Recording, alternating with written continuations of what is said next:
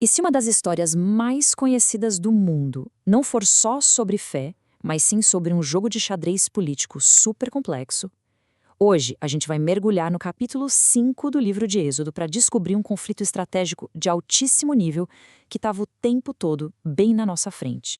Pois é, a narrativa que a gente conhece é aquela clássica, né? Moisés, o grande libertador, contra aquele faraó de coração de pedra. Um verdadeiro embate entre o divino e o humano. Mas e se isso for só a pontinha do iceberg? É que a nossa análise de hoje vai mostrar que o que está em Êxodo 5 é, na verdade, uma verdadeira aula sobre poder, economia e controle social. É um jogo de xadrez geopolítico dos grandes. E a gente começa, claro, pela primeira jogada. Então, vamos lá. A primeira cena desse embate, olha, não tem nada de trovões e relâmpagos. Muito pelo contrário.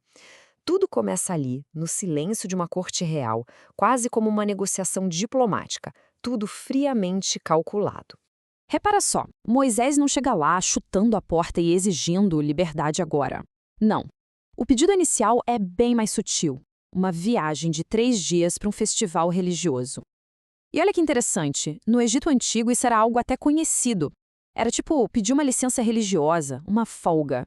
Algo que até os trabalhadores egípcios podiam ter. Ou seja, foi uma jogada diplomática muito bem pensada. E é aí que vem a famosa resposta do faraó. De primeira parece só arrogância pura, né? Quem é esse tal de senhor? Mas calma, por trás dessa pergunta tem uma estratégia jurídica muito, mas muito bem definida. Olha o pulo do gato. A pergunta do faraó não é de quem não sabe, é um desafio legal, na cara dura. No sistema egípcio, cada deus tinha sua área de atuação, a sua jurisdição. Então, quando ele pergunta quem é o Senhor, o que ele está dizendo de verdade é: olha, esse Deus de vocês não tem crachá para entrar aqui, não tem autoridade nenhuma no meu território.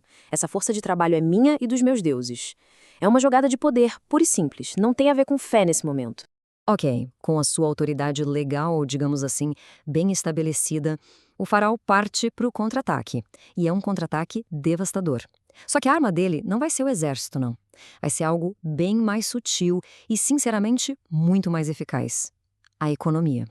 E para a gente entender a maldade e a genialidade da tática do faraó, a gente precisa de uma aulinha rápida de arqueologia. Fazer tijolo de barro no Egito não era só jogar terra e água. A palha era a tecnologia da época. Ela era o que dava liga, sabe? Tipo o vergalhão que a gente usa no concreto hoje, que impede tudo de rachar. Sem palha, a produção inteira simplesmente desmorona. A punição, então, foi de uma precisão diabólica. Foi literalmente feita para dar errado. A ordem foi: continuem produzindo a mesma quantidade de tijolos, a cota não muda. Só que agora, a palha é por conta de vocês. Se virem. Mas a gente precisa entender que o objetivo real aqui não era só dificultar o trabalho. A ideia era criar um caos logístico. Pensa bem, ao forçar o povo a se espalhar por todo o Egito catando restolho, Faraó estava quebrando a maior força que eles tinham, a união, a coesão do grupo. E esse, no fim das contas, era o objetivo político. É simples. Um povo espalhado, cansado, brigando por migalhas, não consegue se organizar para uma revolução. O faraó estava, de fato, quebrando a espinha dorsal do movimento de libertação antes mesmo que ele ficasse de pé. Mas acredite, a estratégia do faraó era ainda mais sofisticada. Porque não parava na pressão econômica. Ele adicionou mais uma camada de controle: a manipulação psicológica da própria estrutura de liderança dos hebreus. Vamos entender como funcionava a hierarquia. Era assim: no topo, claro, o faraó. Logo abaixo, os feitores egípcios, os gerentes, digamos. E aqui vem um ponto-chave. Abaixo deles existiam capatazes hebreus, ou seja, gente do próprio povo que era responsável por supervisionar os seus. E aqui a gente vê em ação a tática clássica do dividir para conquistar. O faraó sabia muito bem que a cota era impossível de bater, então o que ele fez? Punia os capatazes hebreus. Isso criava um dilema terrível para eles. Ou eles pressionavam ainda mais o seu próprio povo, ou eles apanhavam. O resultado? A raiva dessa liderança se virou contra quem? Contra Moisés e Arão. Contra a própria ideia de liberdade. E, nossa, como funcionou? A estratégia foi um sucesso. Os próprios capatazes hebreus, depois de apanharem, vão direto para cima de Moisés e Arão. Eles culpam os dois por terem piorado tudo. Pronto, a união interna do movimento já era. E por fim, a gente chega na última camada desse confronto. Ele deixa de ser só uma disputa física, de trabalho, e vira uma batalha de ideias, uma verdadeira guerra contra a esperança.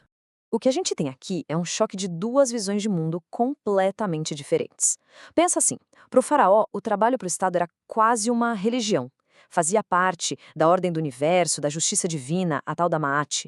Manter o império funcionando era sagrado. Já para os hebreus, o comando supremo era adorar a Deus, e o descanso, por consequência, também era um dever sagrado. Aí a gente entende tudo. Para o faraó, aquele pedido de folga não tinha nada a ver com religião. Era rebelião. Uma fé que mandava parar o trabalho para o Estado era, por definição, uma ameaça.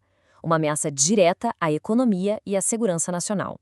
Por isso que ele fala que as promessas de Moisés são mentiras. Para o Estado egípcio, não era teologia, era propaganda perigosa. E é isso que nos leva à grande lição dessa história toda, quando a gente olha por esse ângulo. O capítulo 5 de Êxodo é um estudo de caso brilhante de como a dependência econômica, ou seja, o controle sobre a matéria-prima, sobre os meios de produção, pode virar uma arma poderosa, uma ferramenta de controle social e psicológico total sobre um povo inteiro. O que nos deixa com a pergunta para a gente pensar, né? Se a gente olhar para o mundo hoje, de que formas essa estratégia tão antiga de usar a dependência econômica como arma política, de que formas ela ainda molda as nossas relações internacionais, os nossos conflitos modernos? Pelo visto, a história é um manual de estratégias que nunca fica velho.